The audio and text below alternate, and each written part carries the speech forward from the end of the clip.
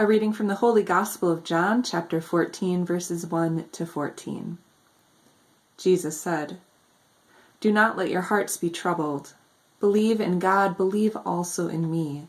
In my Father's house there are many dwelling places.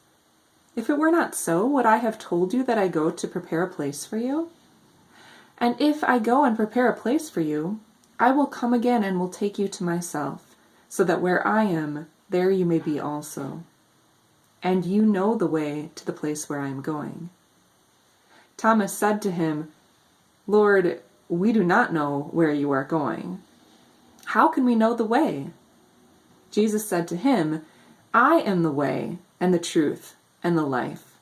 No one comes to the Father except through me.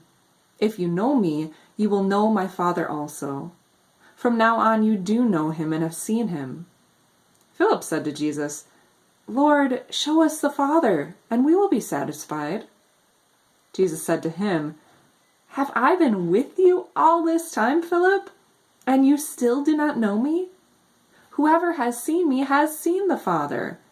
How can you say, 'Show us the Father'? Do you not believe that I am in the Father, and the Father is in me? The words that I say to you I do not speak on my own, but the Father who dwells in me does his work. Believe me that I am in the Father, and the Father is in me. But if you do not, then believe me because of the works themselves. Very truly I tell you, the one who believes in me will also do the works that I do. In fact, will do greater works than these, because I am going to the Father.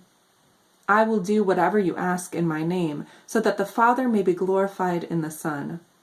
If in my name you ask for anything, I will do it." The Gospel of the Lord. Praise to you, O Christ. Our Gospel reading today comes from the part of the story right after Jesus shares his Last Supper with his disciples. He's trying to tell them that he will die and prepare them for life after his death. He focuses them on the command to love. This will give them purpose when he, the one who they have followed to give them their purpose, is gone. If they can see all of his ministry, all of his teaching, all of his life as grounded in the purpose of showing love to the world, then they will know how to continue living his teaching and ministry by showing love. Jesus knows this new life won't be easy. The foundation on which they've structured their lives will be pulled from the center of their lives and displaced. Jesus will not be with them in the same way. While Jesus is giving speeches to prepare them for his death and departure, the disciples don't really get it. They can't accept that he might die. Yet Jesus must know that they will remember what he says now. Later they'll come back to these words, his words. So Jesus now speaks to their grief, not yet present. He says, "Do not let your hearts be troubled. Believe in God. Believe also in me." Jesus will die, and the disciples will feel pain and the confusion of that separation, and fear over the violence in which his death occurred. They will have every reason to have troubled hearts. So I don't think that it's Jesus is saying that it's wrong to grieve or be afraid. He's giving them something to lead them through that time of disruption. He's giving them hope to kindle during their future of despair. Jesus tells them he goes to prepare a place for them in his Father's house, and that he will bring them to dwell with his Father and him. They will all be reunited again. Yet the disciples still aren't sure. How will they get there? How will this work? How will they know the Father to find him in his home with many rooms? Before they experience the depth of fear that is to come, they are already anxious.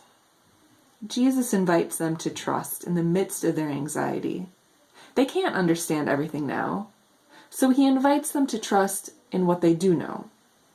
Believe me, that I am in the Father and the Father is in me. But if you do not, then believe me because of the works themselves, says Jesus. They have seen God the Father through their shared life and ministry with God the Son. Jesus has been faithful to them. He has given healing and hope to the world. These are qualities that belong also to the Father. There will be difficult days ahead, but God will bring them into a good future. Jesus invites you to also have trust in the midst of anxiety and hope in a time of despair. This is a popular text for funerals because it reminds us that even though our loved ones have died, they dwell with Jesus, and one day we will join with them in the whole household of God. During this time of fear and disruption, these promises may be powerful for you. At the beginning of the pandemic spread in the U.S., we were told to brace for a difficult future. I was frustrated with that advice. How does one brace for a horrible future of which we cannot know the details? Start crying now? Give up? It didn't come to me at the time, but I think uncovering these promises that give us hope are the way to prepare. Having those promises ready at hand, we can remind ourselves of them when we are struggling. Today's gospel gives us the promise of Jesus with us now and into the unknown future. Not even death will separate us from being with Jesus. I invite you to take some time this week to write down some of God's promises for you, those promises that give you hope. Maybe those are verses, maybe they're hymns, maybe they're notes about some of Jesus' ministry that help you remember who Jesus is for you. Jesus gives the disciples purpose, living love for the world, and hope, reunification with Jesus and with all who have been brought with Jesus into life with him. These are gifts for you too.